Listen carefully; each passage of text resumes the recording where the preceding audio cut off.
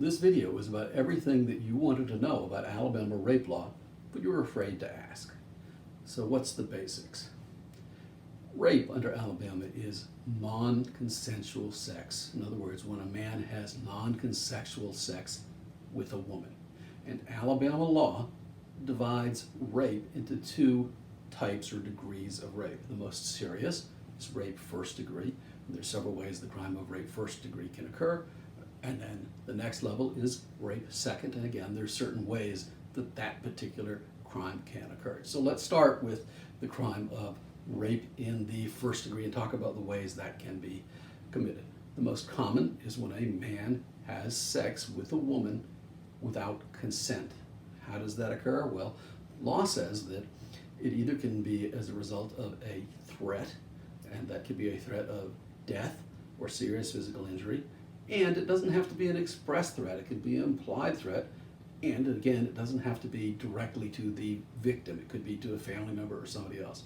So if a guy says, the classic, the guy pulls out a knife and says, "You better do what I want," well, that's force to get her to have sex. If the guy says, "Hey, if you don't let me do what you want, I'm going to pour acid on your baby," that also would be forcible because she's being forced to do something against her will because of the threat to another person.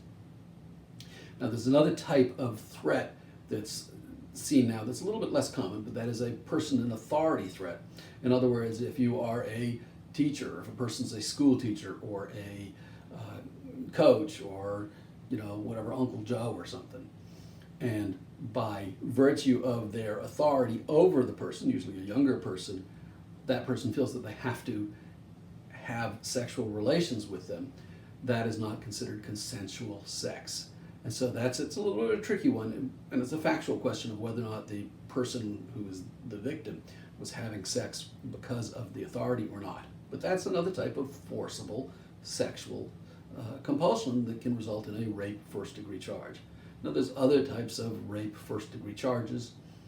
One of them is when a woman is physically incapacitated. Another one is when a woman is mentally incapacitated. And most commonly, this occurs when a woman has been slipped some sort of a date rape drug or something like that. Obviously, if a guy has sex with a woman who's unconscious, she can't give consent. That's non-consensual sex. That is rape first degree as well.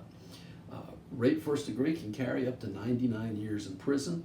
Minimum sentence if there's a gun used or threatened to be used, or if the victim is under 12, then we're talking about a minimum sentence of 20 years. Now, that brings me to the third or fourth, I'm lost count, of rape first degree, and that is when a man who is above 16 has sex with a child who is under 12. Child is not legally, under the law, able to give consent. That's rape first degree. That one, you're talking about a minimum sentence of 20 to 99 years, very serious crime. Now we move to the second degree of rape, rape second degree, and there's a couple of ways this crime can be occurred. It's still a very serious crime, but it's not punished quite as severely as first degree.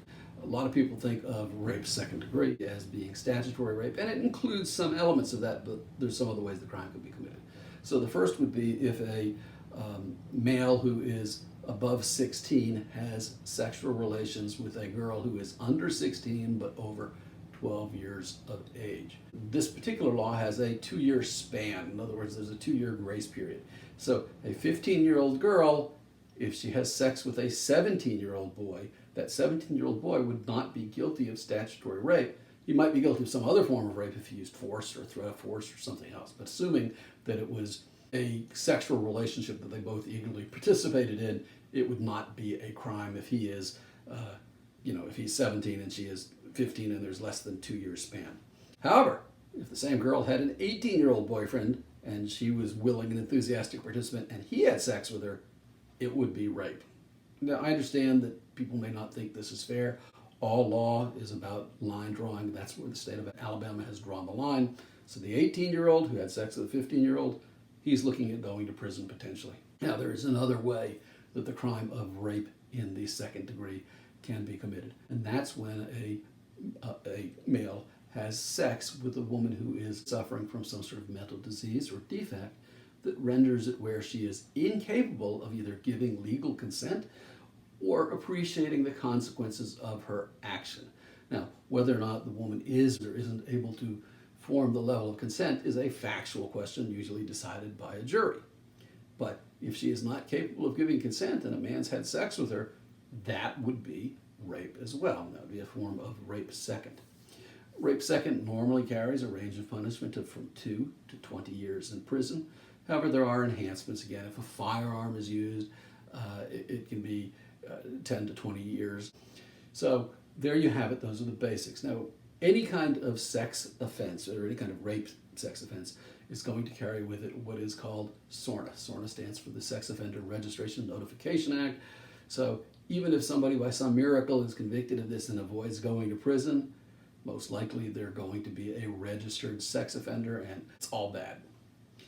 If you or somebody you love is accused of the crime of rape, the very first thing you should do is contact a competent criminal defense lawyer. This should be done before you talk to the police, before you talk to anyone. It's the first step. If you'd like our help, give us a call. Our phone number is below. I hope you found this video to be educational and informative. Thank you for watching.